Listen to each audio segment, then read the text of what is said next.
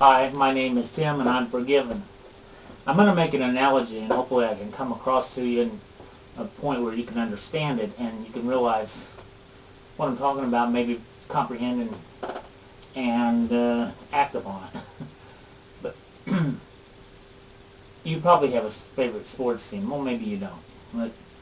Let's assume you have a favorite sports team, a team that you love to death, that you followed for 35 years, however long. And this is your team. And your team's doing terrible. They had a terrible year. They won 2 games. And they were 2 teams that won 2 games too. I mean, you're terrible. You're horrible. The coach calls a press conference and he comes in front of the camera. And you're watching, you want to hear. And not the coach, the owner of the team. This is way up. Owner of the team, he looks in the camera and he points and he says, "You spectators, you're the problem. You're out of here. We want all new spectators. Take a hike." I mean, that's ridiculous. It would never happen. Never happen. This is what's going on in America with our country right now. The president is looking at the spectators and he says, "You guys don't know what you're doing. We don't care what you say. You're all fired. We're in control," etc., etc., etc. Now, what the owner of the team would do was he would do one of probably 3 different things, combination or maybe a few more other things. But some of the major things that he could do is he could fire the coach and the coaching staff. He could fire the star players, trade them off, get new star players, or he could do a combination of those. New coaches, new players, and you have all kind of options in that area. But you understand, he doesn't deal with the spectators. He deals with the people in charge of winning the game, the people that can change the outcome. Tim D, No Incumbents, is about getting rid of the star players and the coaches because they're failing America miserably. They're doing everything they should not be doing. Now, anyone and almost everyone, I don't think I've ever heard a person say differently. Everyone believes that there is corruption in politics, that some, if not all, politics are corrupted.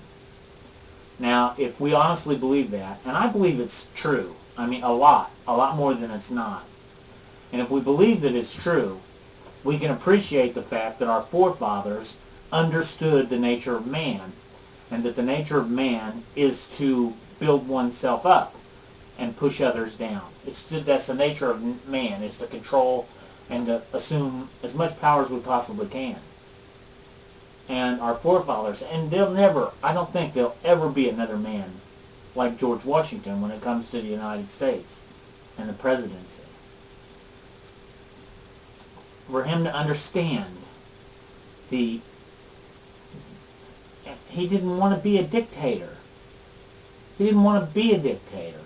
He didn't want the advantages. It wasn't in his heart to be that kind of person. And we'll never have another man like that, probably. We might have the, facsimile, but we won't have the thing, the actual product. Now, they foresaw for power corrupting, and that's why there is no lifetime politicians in America. That's why there's elections every 2 years and every 4 years. That is the reason that these elections were made so readily, so steady, and so consistent.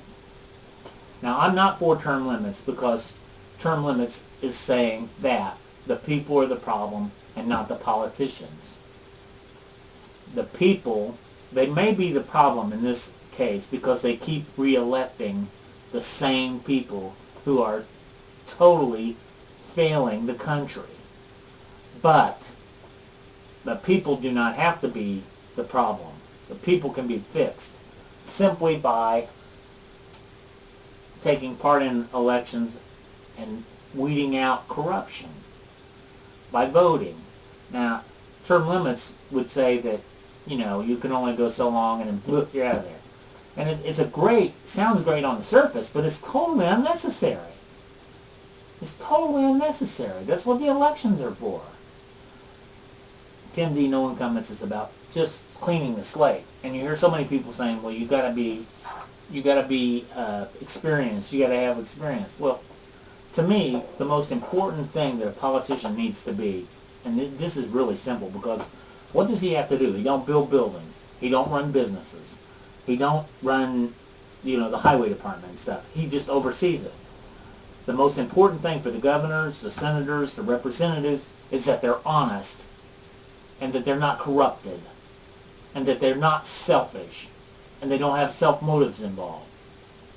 They're not trying to line their pockets with gold. They're not trying to lean activity into their way. Honesty, integrity, truthfulness, this is what matters. And you can run a country on that. You can be president with those things.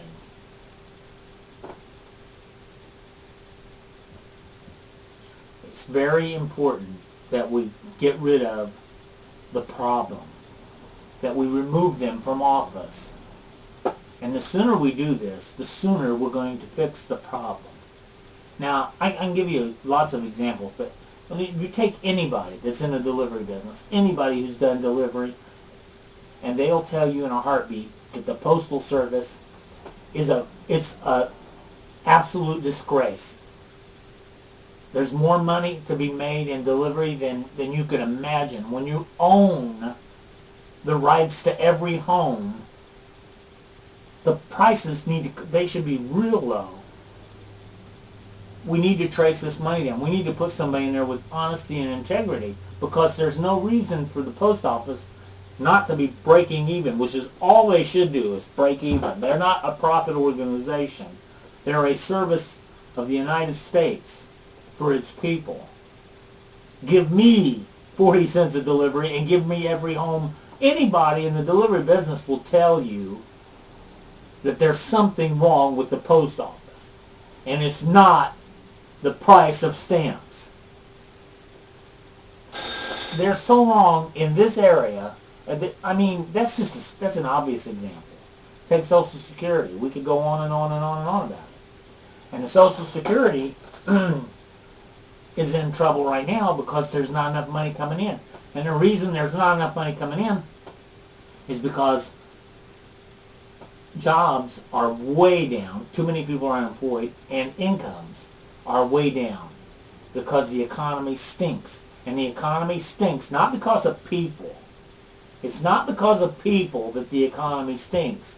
It's because of government. It's because of taxation and regulation. And if we don't get these things fixed, the economy will not be fixed. Now, it is my responsibility, it is your responsibility, it is every of-age voter in this country's responsibility to fix this problem. And as far as I can see it, and argue with me if you may, but as far as I can see it, is we have a bunch of screwed up coaches and star players who are screwing up the team, who are screwing up the country, and need to be replaced. They need to be replaced now, and the sooner we do it, the better. The better for us, and the better for our children, and the better for our grandchildren.